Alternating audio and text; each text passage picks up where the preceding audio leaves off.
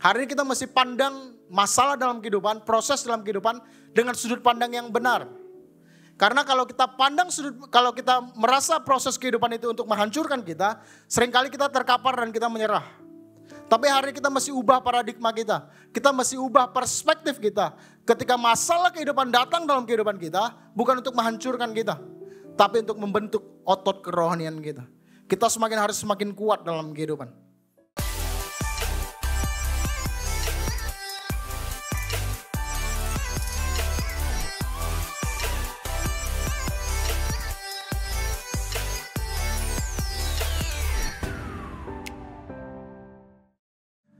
Shalom semua.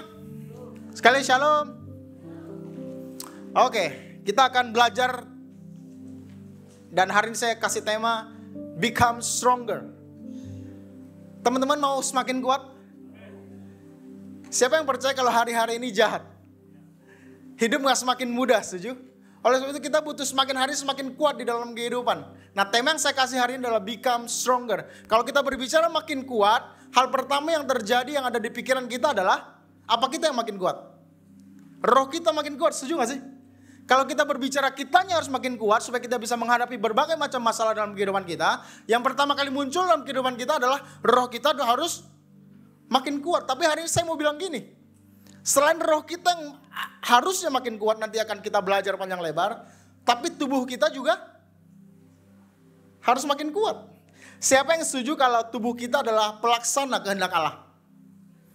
Jadi tubuh kita adalah pelaksana kehendak Allah. Siapa yang percaya kalau Tuhan punya rencana yang besar, Tuhan punya rencana yang hebat, Tuhan punya rencana yang luar biasa dalam kehidupan kita? Teman-teman percaya itu? Kalau teman-teman percaya kalau kita diberikan rencana yang besar dalam kehidupan kita, bukan cuma roh kita saja nanti harus diperkuat, tapi tubuh kita, fisik kita juga harus diperkuat.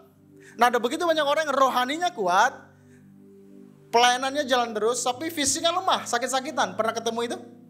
Makanya hari ini saya berdoa gini, kita gak cuma memperkuat roh kita, tapi kita juga harus memperkuat roh kita, memperkuat tubuh kita. Ini saya baru dapat data dari WHO. Ada prestasi yang lumayan membanggakan. Indonesia peringkat 1 di Asia Tenggara untuk urusan obesitas. Kata WHO, ada lebih dari 30% orang dewasa di Indonesia mengalami, untung di Rumah Harmoni keker semua. 30%-nya nggak ada di sini. Amin. Tapi saya mau kasih tahu data itu bukan karena saya mau body shaming, tentu saya bukan. Tapi saya percaya Tuhan mau nyatakan kalau tubuh kita adalah pelaksana kehendak Allah. Tuhan mau berikan rencana yang besar dan itu juga harus ditunjang dengan fisik kita yang fit. Jangan sampai kita rohaninya kuat, roh kita menyala-nyala, tapi fisik kita lemah. Coba kita buka dulu ayatnya. Di 1 Timotius 4:8 katakan latihan badani terbatas gunanya, tetapi ibadah itu berguna dalam segala hal karena mengandung janji, baik untuk hidup ini maupun untuk hidup yang akan datang. Katanya latihan badani apa? Terbatas gunanya, tapi ada gunanya enggak? Memang gunanya terbatas. Teman-teman tahu kenapa terbatas? Karena cuma buat kekinian, tidak untuk kekekalan. Makanya dibilang terbatas. Tapi terbatas ada gunanya enggak? Ada gunanya, makanya kita harus melatih kehidupan kita supaya yang walaupun terbatas kita harus fit. Saya lumayan fit, teman-teman setuju? Sombong ya. Saya latihan nge-gym seminggu 5 kali. Tidak kelihatan sama sekali karena emang apa? Kita bukan atlet gitu ya. Tapi saya gym seminggu 4-5 kali. Saya main bola seminggu 2-3 kali. Saya badminton seminggu sekali. Saya Muay Thai seminggu sekali. Tentu saja ini jangan ditiru karena ini berlebihan, ya kan? Tapi yang mau saya sampaikan adalah kita mesti melatih tubuh kita sedemikian rupa. Karena walaupun terbatas gunanya, berguna dalam kehidupan ini. Terakhir saya Muay Thai sama Pak Gembala. Pak Gembalanya lagi gak ada. Kita Muay Thai pada saat Pak Gembala Muay Thai pertama kali, mukanya pucat. Karena kardionya berapa menit? 40 menit, non-stop. Ya istilahnya bentar-bentar. Lari 3 putaran, ada sit up, ada push up, ada berbagai macam hal. Dan kata Pak Gembala mual nih. Teman-teman pernah diajak Kita ngajak Pak Gembala makan bakmi nggak mau. Nah itu dia pada saat itu. Jadi setelah latihan saya ajak Pak Gembala makan bakmi, dia nolak. Teman-teman tahu kenapa? Nggak bisa masuk makanan. Karena kalau masuk pasti muntah. Kenapa itu terjadi? Karena jarang melatihnya dalam kehidupan. Terus saya bilang sama Pak Gembala, kok kalau untuk urusan yang terbatas ini aja kita sedemikian kuat berusahanya. Apalagi untuk kekekalan. Tapi masalahnya adalah untuk urusan kekekalan kita nggak berusaha sedemikian rupa. Untuk kekekalan kita anggap remeh. Untuk kekekalan kita anggap sepele. Kita nggak pernah sediakan waktu kita untuk urusan kekekalan. Mungkin sebagian teman-teman yang olahraganya getol, fisiknya dijaga dan lain sebagainya. Sekali lagi itu bagus dan itu juga harus. Tapi untuk urusan kekekalan itu juga jauh lebih penting. Jadi untuk urusan kekekalan, kekinian kita beres, kekekalan juga harus beres. Jadi saya berdoa Jemaat Rumah Harmoni adalah orang yang memelihara kedua hal tersebut. Fisiknya fit, rohaninya juga kuat. Yang mengerti katakan amin. Satu kali Cristiano Ronaldo, teman-teman tahu Cristiano Ronaldo? Semua tahu lah ya. Apalagi Yao Ming di tengah Kevin ya gitu ya. Suatu kali di diwawancara dibilang gini, bagaimana caranya untuk menjadi seperti Cristiano? Teman-teman tahu apa jawabannya? Saya udah kasih jalannya, saya udah kasih tahu caranya, saya udah tinggalin jejaknya bagaimana caranya supaya semua orang yang pengen jadi Cristiano bisa menjadi Cristiano katanya. Saya udah kasih roadmap-nya katanya. Saya berlatih sedemikian rupa. Dia adalah orang yang kalau latihan datangnya paling cepat, pulangnya paling lama. Dia mendedikasikan hidupnya untuk pekerjaan ini. Katanya Ronaldo kayak gitu. Nah pertanyaan gini, teman-teman untuk menjadi seperti Cristiano gampang? Umurnya udah mau 40, tapi badan masih kotak-kotak. Kenapa dia bisa begitu? Dia melatihnya katanya. Saya makan dijaga, saya tidur dijaga, saya latihan teratur dan lain sebagainya. Pertanyaan gini, untuk jadi seperti Cristiano gampang? Apalagi seperti Yesus. Teman-teman mau seperti Yesus? Apakah itu cuma slogan? Apa tujuan kehidupan kita? Kita mau semakin hari semakin serupa dengan Tuhan. Tapi kalau cuma disebut doang, kita gak pernah melakukannya dengan sungguh-sungguh dalam kehidupan ini, ya cuma slogan aja. Keren sih keren, tapi gak kita kerjakan, percuma. Nah hari ini saya berdoa gini, untuk jadi Cristiano gak mudah. Untuk jadi seperti Yesus juga gak mudah. Artinya apa? Kita mesti lakukan bagian kita. Tuhan lakukan bagiannya, Tuhan kasih Roh Kudusnya ke dalam kehidupan kita, membantu kehidupan kita. Yesus lakukan bagiannya. Pertanyaannya, teman-teman lakukan bagian kalian gak? Saya percaya untuk jadi seperti Kristus bukan simsalabim. Ada harga yang harus kita bayar. Nah sebelum saya lanjut ke bagaimana caranya supaya kita bisa become stronger tadi, bagaimana caranya. Sebelum itu saya mau kasih tahu alasannya dulu. Kenapa kita harus makin kuat? Karena saya percaya kalau kita tahu alasannya, kita lebih mudah untuk mengerjakannya. Ini alasan pertama. Next, oke. Mengapa kita harus makin kuat?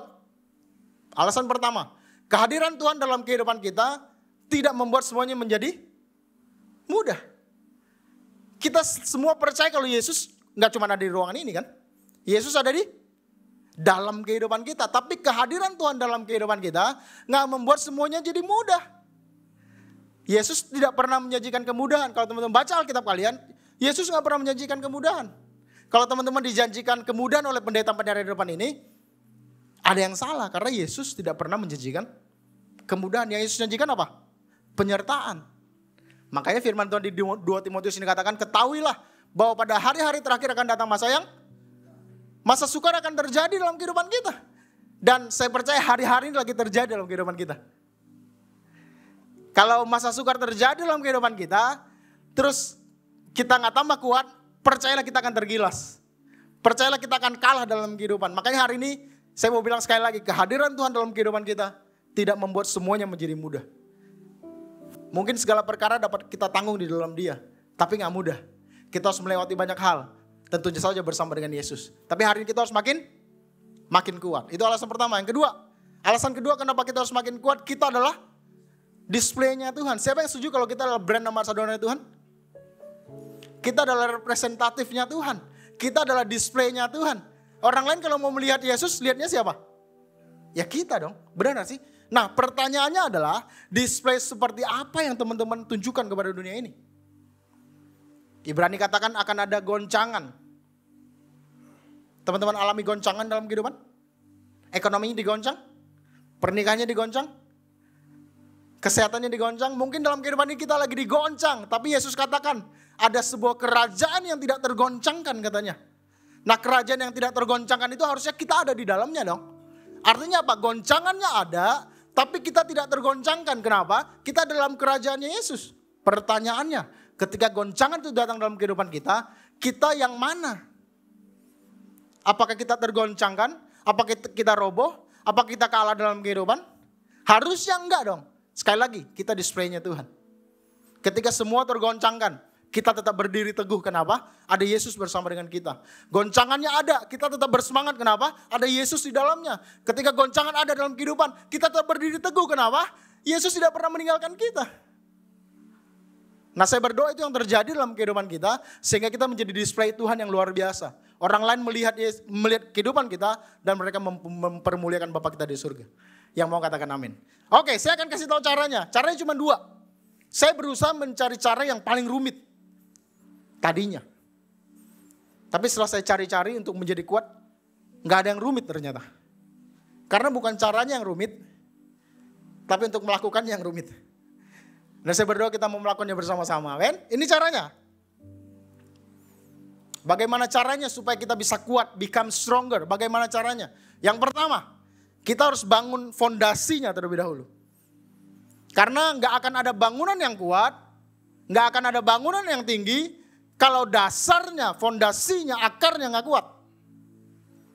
Nah, hari ini kalau kita mau bertumbuh kuat di hadapan Tuhan, kalau kita mau become stronger, coba perhatikan dasarnya. Jangan buru-buru bangun ke atas. Coba perhatikan akarnya dulu.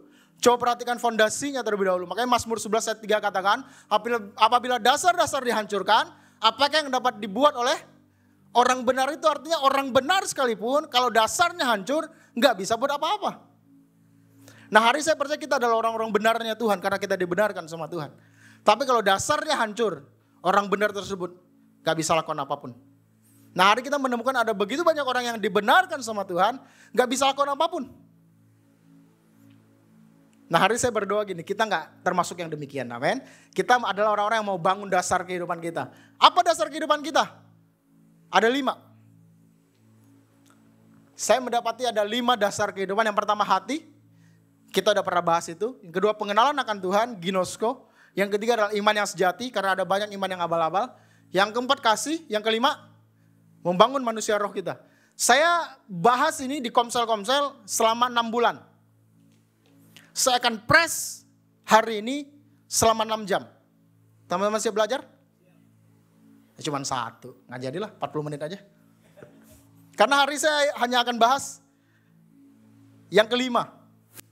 Jadi 1, 2, 3, 4 nggak saya bahas. Saya akan bahas dasar kehidupan yang kelima, membangun manusia roh. Mungkin teman-teman udah familiar dengan ini.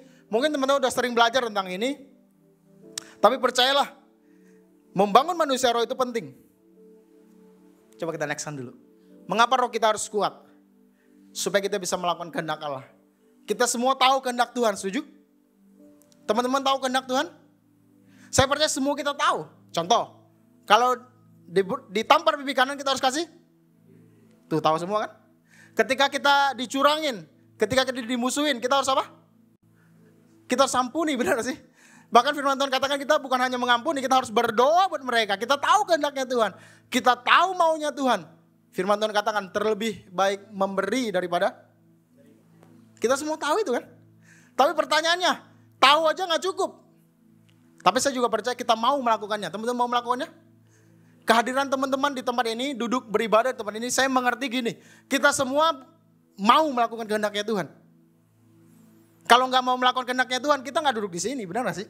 Justru kita duduk di tempat ini karena kita punya kerinduan untuk mau melakukan kehendaknya Tuhan.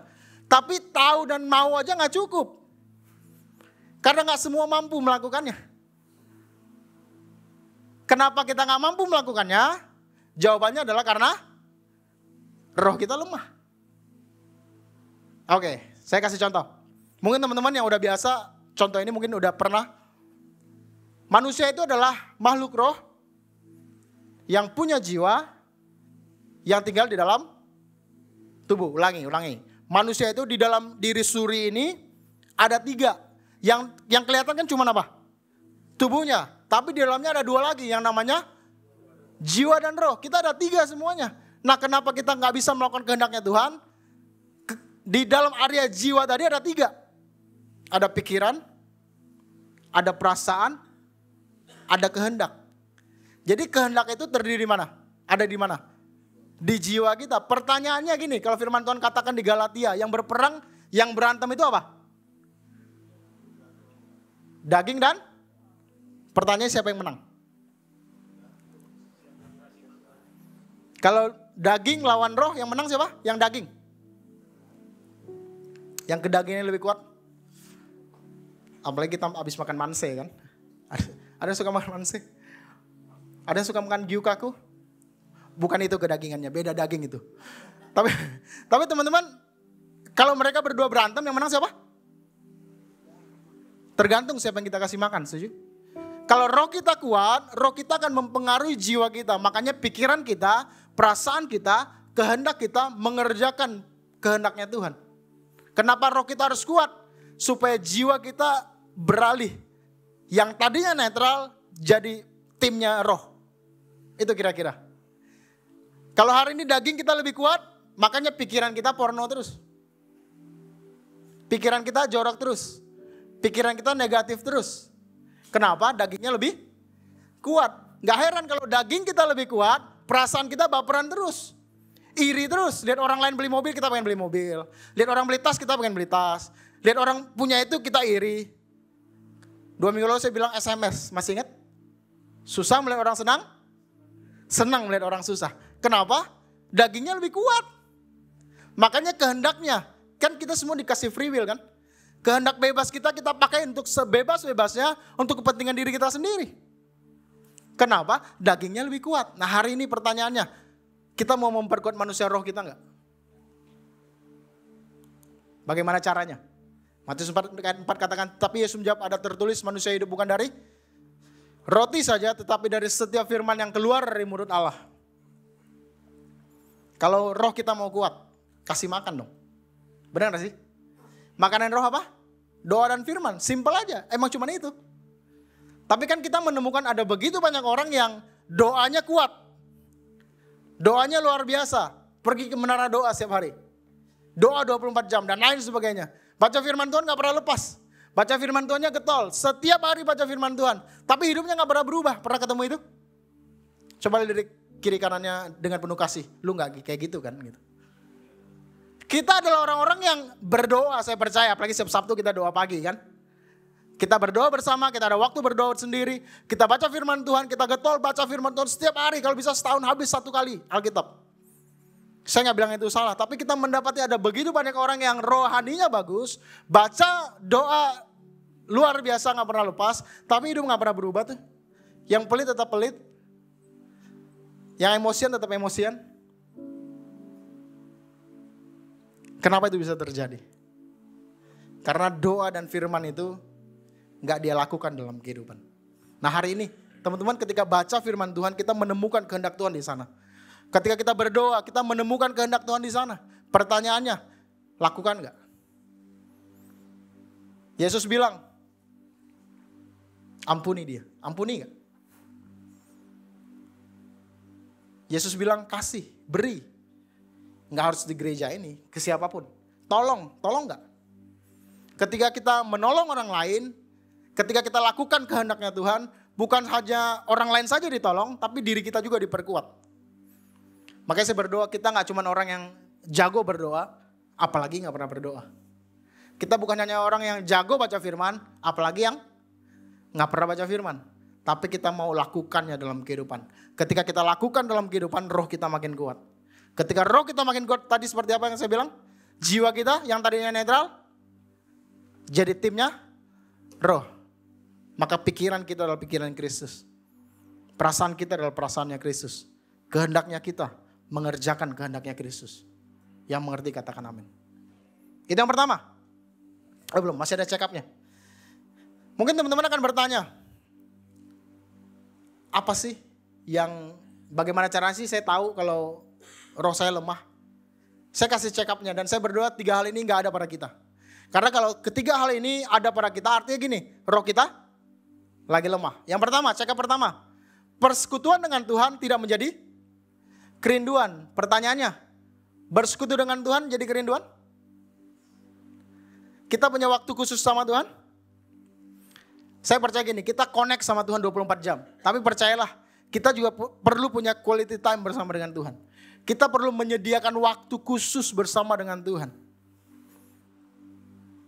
Nah, saya berdoa, kita adalah orang-orang yang punya waktu khusus dengan Tuhan. Atau udah gak jadi kerinduan. Atau datang ibadah, berdoa dan lain sebagainya, beban.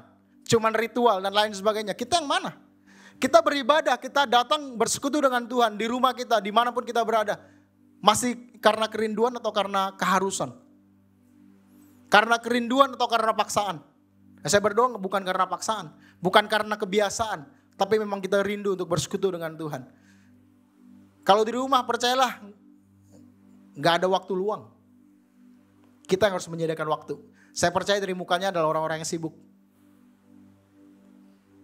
Kita harus menyediakan waktu kita secara khusus untuk masuk ke dalam kamar kita, berdoa, baca firman Tuhan, dengarkan khotbah di YouTube misalnya. Ambil gitarmu yang bisa main gitar, bangun persekutuanmu dengan Tuhan. Kalau itu masih jadi kerinduan, saya percaya gini, roh kita adalah roh yang kuat. Cakap kedua, jarang dapat pewahyuan. Teman-teman, pewahyuan? Alkitab yang teman-teman pegang, itu adalah logos, katakan logos. Logos itu apa? Firman Tuhan yang tertulis. Di Alkitab kalian, di HP kalian, ada yang HP-nya gak punya Alkitab? Gak ada lah ya.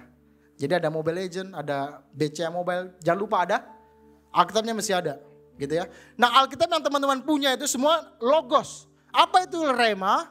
Rema adalah gini, firman Tuhan yang tertulis tadi, diremakan, diwahyukan, diilhamkan sama kehidupan kita. Yang dulunya kita gak ngerti, jadi ngerti. Nah, orang yang rohnya mau kuat, harus sering-sering dapatkan pewahyuan dari Tuhan. Ketika kita baca firman Tuhan, kita renungkan firman Tuhan, kita dapatkan pengertiannya. Sehingga pengertian yang kita dapat itulah yang membuat kita mampu melakukannya. Semakin kita jarang dapatkan pewahyuan, semakin susah kita melakukannya. Nah, hari ini, teman-teman ketika baca firman Tuhan pernah dapat tingnya gak? Ting gitu, ada lampu gitu. Oh, ini maksudnya. Oh, ini maksudnya. Pernah? Kalau gak pernah bahaya. Saya berdoa, kita adalah orang-orang yang ketika baca firman Tuhan, Tuhan ilhamkan. Makanya Timotius 3:16 katakan, firman Tuhan yang diilhamkan itulah yang akan mengajar, mendidik dan lain sebagainya. Nah, saya berdoa itu diilhamkan dalam kehidupan kita. Cakap kedua, cakap ketiga apa? Hati nurani. Kalau udah tumpul artinya apa? Roh kita lemah. Kenapa? Saya percaya gini, semua manusia punya hati nurani, setuju? Ketika kita pertama kali buat dosa, alarmnya kenceng gak? Gak pernah berdosa ya? Ketika kita mau nyolong misalnya, kita mau ke tempat gak benar misalnya, kan deg-degan kan? Bener gak sih? Deg-degannya parah gak? Awalnya parah, tapi lama-lama kan jadi kebiasaan kan? Bener gak sih? Apa yang di depan doang? Tapi kita harusnya semua mengalami hal yang sama kan? Kita ketika mau ke tempat gak benar, ke tempat gak benar itu apa sih kok? Nah, kalian isi sendirilah, apalagi cowok-cowok ya kan? Ketika kita mau pergi ke tempat gak benar kan deg-degan awalnya. Hati nurani masih tajam. Kalau udah kebiasaan, kita akan cari pembenaran-pembenaran. Saya kesana doang, gak ngapa-ngapain kok. Saya lagi penginjilan. Bertobat ya, kerajaan Allah sudah dekat. Tapi saya percaya gini, hati nurani, kalau roh kita kuat, hati nurani ini kita kuat, tajam. Deg-degannya kenceng. Kenapa? Itu alarm dalam kehidupan kita. Jangan dilanggar terus, karena kalau dilanggar terus, percayalah. Kan kita pernah kasih ilustrasi kan, apa bedanya emak-emak sama Roh Kudus? Pernah dapat itu? Apa bedanya emak-emak sama Roh Kudus? Kalau emak-emaknya panggil anaknya satu kali gak jawab, apanya makin tinggi? Jo, itu pertama. Kalau gak dengar, Jo, udah naik. Kalau gak dengar lagi, Jo, gitu ya makin tinggi. Terakhirnya nama lengkapnya disebut semua. Jonas Romanus, berarti itu udah marah banget tuh. Biasa kan kalau orang tua gitu kan, mama gitu kan. Kalau nama lengkapnya disebut semua artinya apa? Bahaya nih gitu. Kan kalau itu emak-emak, kalau Roh Kudus beda. Roh Kudus ketika kita lakukan dosa pertama kali, kenceng banget panggilnya. Stand. Kalau gak didengar, dianggurin semua, makin kecil. Stand. Sampai gak kedengeran. Sering alarmnya udah gak bunyi, lakukan dosa, lakukan aja. Kenapa? Bukannya Roh Kudus sudah gak berbicara, bukan hati nurani udah gak berbicara, bukan. Udah tumpul aja. Kenapa? Keseringan dilanggar. Nah hari ini check up 3 hal ini. Apakah persekutuan dengan Tuhan masih menjadi kerinduan? Apakah kita sering dapatkan penwahyuan? Apakah hati nurani kita masih tajam? Kalau ketiga hal ini masih aman, artinya roh kita kuat. Dan saya berdoa dan saya lihat muka-mukanya. Ketiga hal ini gak ada sama kita. Yang mengerti katakan amin. Next, poin kedua. Dan yang terakhir, waktu saya 15 menit, pas. Bagaimana caranya kita bisa become stronger, menjadi lebih kuat daripada kemarin. Yang kedua, lewat barbel kehidupan. Kita tidak pernah dilahirkan langsung menjadi kuat. Kecuali dia Simpson. Kita menjadi kuat karena proses kehidupan. Oleh sebab itu masalah dalam kehidupan bukan datang untuk menghancurkan kita. Tapi untuk membentuk otot kerohanian kita. Hari ini kita mesti pandang masalah dalam kehidupan, proses dalam kehidupan dengan sudut pandang yang benar. Karena kalau kita merasa proses kehidupan itu untuk menghancurkan kita, seringkali kita terkapar dan kita menyerah. Tapi hari ini kita mesti ubah paradigma kita. Kita mesti ubah perspektif kita. Ketika masalah kehidupan datang dalam kehidupan kita, bukan untuk menghancurkan kita, tapi untuk membentuk otot kerohanian kita. Kita harus semakin kuat dalam kehidupan. Saya kasih contoh. Oke, kita gimmick bentar. Saya bawa ini ya.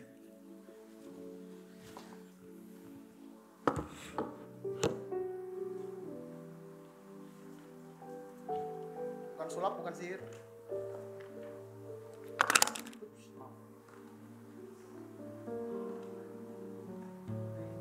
Protein, benar. Habis waktu ini. Oke, jualan gitu. Kita seperti kertas putih ini. Ketika masalah datang dalam kehidupan kita, percayalah kita akan roboh. Seringkali masalah dalam kehidupan kita menghancurkan kehidupan kita. Nggak kuat. Kenapa? Kita pandang proses kehidupan datang untuk menghancurkan kehidupan kita. Nah hari perspektifnya mesti kita ubah.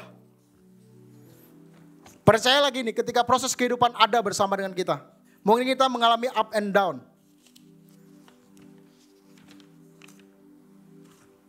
Kedengeran nggak? Mungkin kita mengalami up and down. Kita lagi, firman Tuhan katakan, kita mengalami kelimpahan, kita mengalami kekurangan. Kita mengalami kekurangan, kelaparan, kita mengalami kekenyangan. Kita merasa semua orang pengen ciak kita, benar?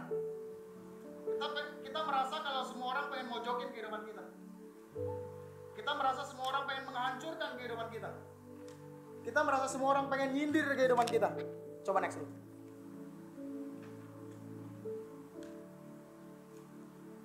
Kita merasa gak ada orang lain di samping kita. Ini gereja cuma gereja-gerejaan nih, jago ngomong kasih tapi gak punya kasih. Kita merasa sendirian. Kita merasa lemah. Kita merasa kita disindir. Kita merasa udah gak kuat. Tapi percaya itu proses kehidupan dalam kehidupan kita. Kita kehilangan orang-orang yang kita sayangi. Kita kehilangan proyek yang besar misalnya. Kita ditipu sama orang lain. Pernah ditipu sama orang lain? Kita percaya sama dia orang Kristen, tapi nipu saya, pernah? Tapi percayalah Tuhan lagi bentuk kehidupan kita. Supaya kita kuat. Karena ketika proses itu selesai, ketika masalah datang dalam kehidupan kita gak jadi roboh. Kita gak jadi hancur. Kita gak tergilas. Tuhan lagi proses kehidupan kita. Up and down, kita mengalami banyak hal dalam kehidupan ini. Kita mengalami banyak masalah dan penderitaan mungkin dalam kehidupan ini. Percayalah Tuhan lagi bentuk kehidupan kita. Tuhan lagi proses kehidupan kita. Dan dalam proses kehidupan kita Tuhan tidak pernah meninggalkan kita. Ketika kita menang atas satu masalah dalam kehidupan, percayalah kita makin kuat. Kita dimampukan untuk menghadapi tekanan demi tekanan dalam kehidupan kita. Dan saya berdoa kita adalah orang-orang yang gak gampang tergilas. Gak gampang hancur. Karena kita kuat bersama dengan Yesus. Pertanyaan buat ibu-ibu. Ada yang bisa bedakan telur ini telur matang sama enggak? Di tangan saya ada 2 telur. Satu telur yang udah saya rebus, satu belum. Ibu-ibu bisa bedain? Ada yang bisa bedain? Coba papa dulu. Nih cowok dulu. Bisa bedain mana yang udah direbus sama yang belum? Mana yang udah direbus? Ini udah rebus? Ini udah, ini belum? Boleh dipegang dulu, gak apa-apa. Boleh dicium? Boleh diraba? Ini udah rebus, ini belum? Ini udah rebus, ini belum? Oke, saya tanya maknya. Oh, istrinya, salah. Ini mentah. Ini laki bini beda nih. Hah? Ini siapa yang suka masak nih? Kayak dia bener deh. Laki bini kiri kanannya beda. Kenapa? Susah bedanya, benar sih? Bentuknya sama, baunya sama semua. Bagaimana cara kita tahu ini telur mentah atau telur yang udah direbus? Cara gimana?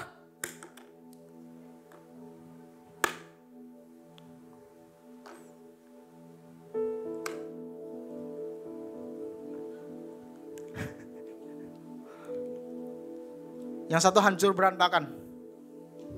Keluar isi-isinya. Yang satu enggak. Kenapa yang udah direbus nggak hancur? Retak doang. Teman-teman tahu kenapa? Saya rebus ini 15 menit tadi malam. Dia udah mengalami panas. Dia udah mengalami penderitaan dalam tanda kutip. Diproses selama 15 menit. BTW kalau mau setengah matang 7 menit gitu ya. Oh itu gak penting. Tapi intinya adalah yang satu hancur berantakan, yang satu masih kuat. Kenapa? Yang satu belum mengalami proses, belum pernah direbus. Pertanyaannya sekali lagi, teman-teman dari muka-mukanya kelihatan, udah direbus lebih dari 15 menit. Tapi ada satu yang menjadi kuat, ada yang enggak. Kenapa? Yang membedakannya apa? Responnya. Hari ini ketika proses kehidupan datang dalam kehidupan kita, responnya kayak gimana? Nah saya berdoa gini, kita adalah telur-telur yang udah direbus. Ketika tekanan datang, ada orang yang mau menghancurkan kita. Ada orang yang pengen curangin kita. Ada orang yang pengen ciak kita. Kita tetap berpegang teguh pada Tuhan. Karena kita punya paradigma yang baru. Proses dalam kehidupan bukan menghancurkan kita, membuat kita menjadi kuat. Makanya Yakobus katakan, saudara-saudaraku, anggaplah sebagai suatu kebahagiaan apabila kamu jatuh ke dalam pencobaan. Ada yang bahagia ketika ujian datang, masalah datang dalam kehidupan, ada yang bahagia. Makanya firman Tuhan katakan unik banget. Dia bilang apa? Teman-teman tahu arti anggaplah? Anggaplah ini martabak telur. Artinya? Ya ini bukan martabak telur kan gitu kan? Yang di mata kita bukan martabak telur. Makanya saya bilang anggaplah ini martabak telur. Sama kayak firman Tuhan katakan, anggaplah sebagai suatu kebahagiaan kalau kita jatuh ke dalam pencobaan. Kenapa mesti dianggap? Karena gak ada satupun dari kita yang berbahagia ketika cobaan, ujian, masalah, penderitaan dalam kehidupan kita. Kita bisa bahagia, gak ada. Nah kenapa Yesus suruh anggap? Karena Tuhan tahu ujungnya.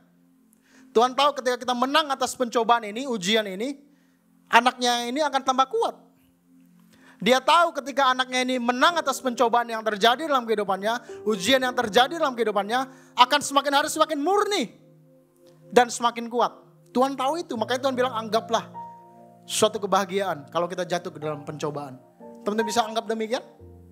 Ketika cobaan datang, ujian datang dalam kehidupan, kita bisa anggap itu sebagai barbel kehidupan, bisa? Makanya kita akan lebih lanjut.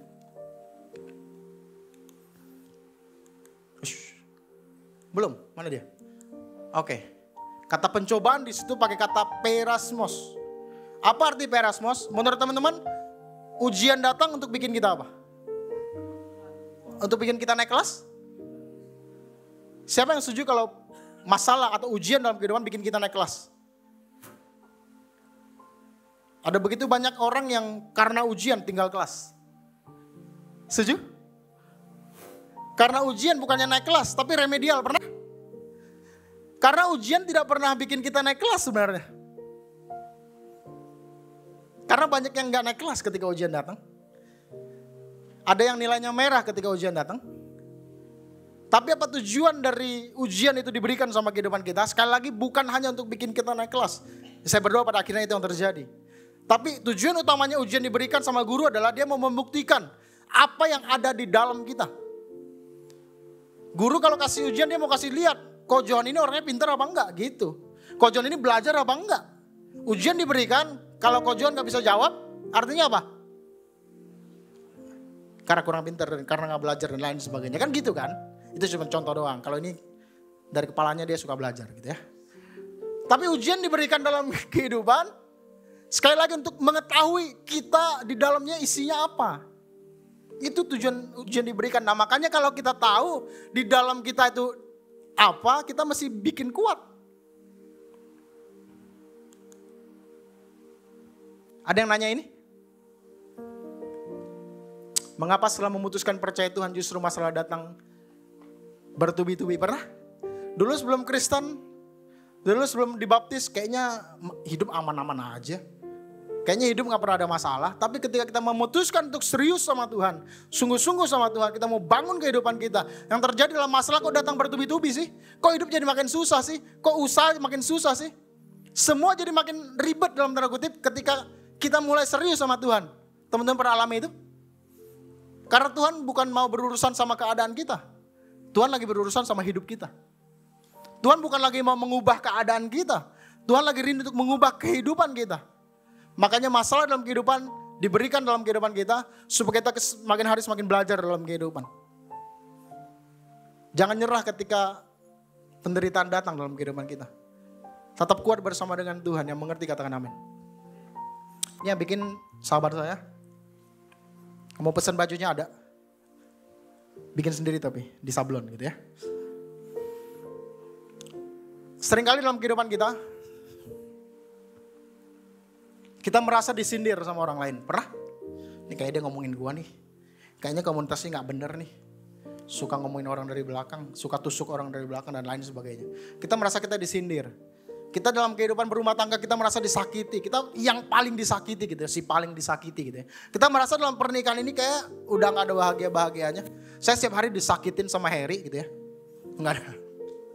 Kita merasa pasangan kita hanya menyakiti kita. Partner bisnis kita hanya menyakiti hati kita.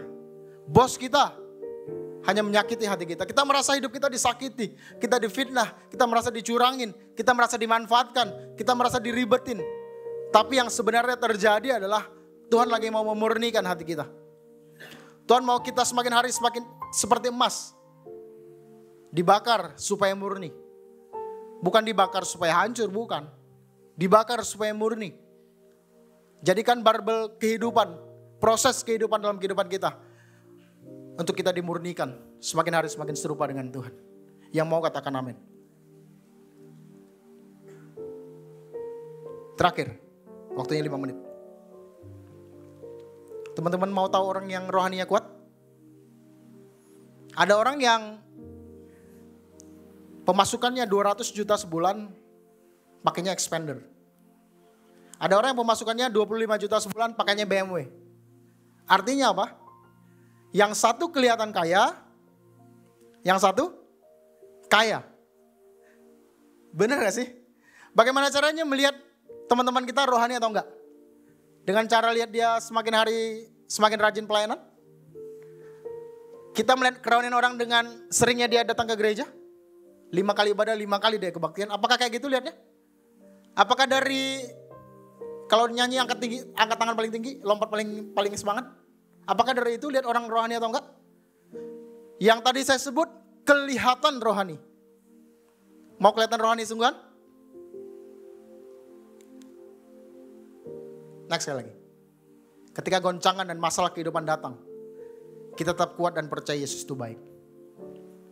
Ketika goncangan datang dalam kehidupan kita, masalah datang dalam kehidupan kita tetap berlutut, kita bilang Tuhan Yesus baik dalam kehidupan. Itu adalah orang yang rohaninya kuat.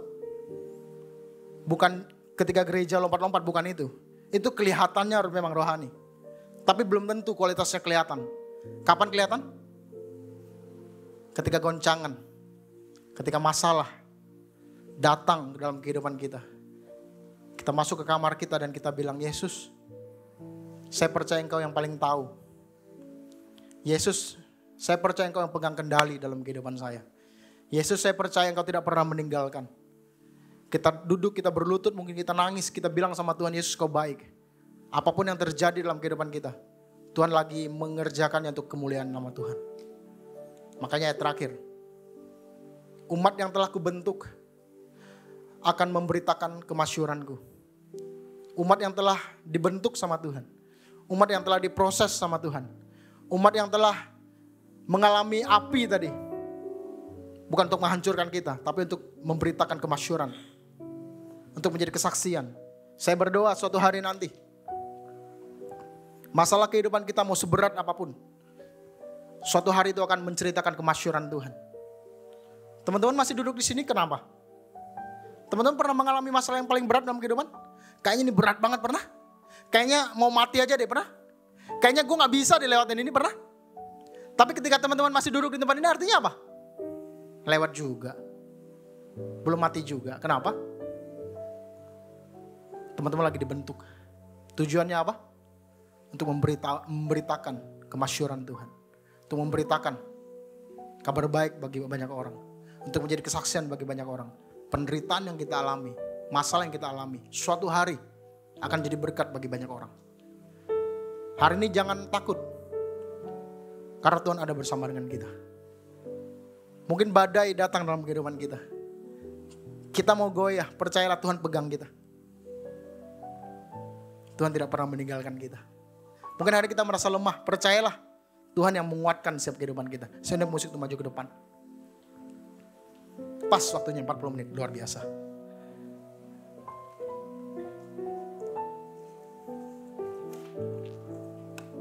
Sekali lagi, ada satu sermon yang belum dibacakan. Boleh balik 2. Habis itu kita selesai. Boleh tampilin sekali lagi slide saya? 2 terakhir. Kalau nggak bisa ya? Slide-nya adalah next. Jangan protes ketika diproses. Karena proses membuat kita menjadi pribadi yang kuat. Sekali lagi, jangan protes ketika diproses. Karena proses kehidupan membuat kita menjadi pribadi yang lebih kuat. Hari 2 poin yang saya kasih. Bagaimana cara supaya kuat? Bangun dasar, bangun fondasi. Yang kedua, dengan barbel kehidupan. Dengan proses kehidupan. Itu yang membuat kita semakin hari semakin kuat.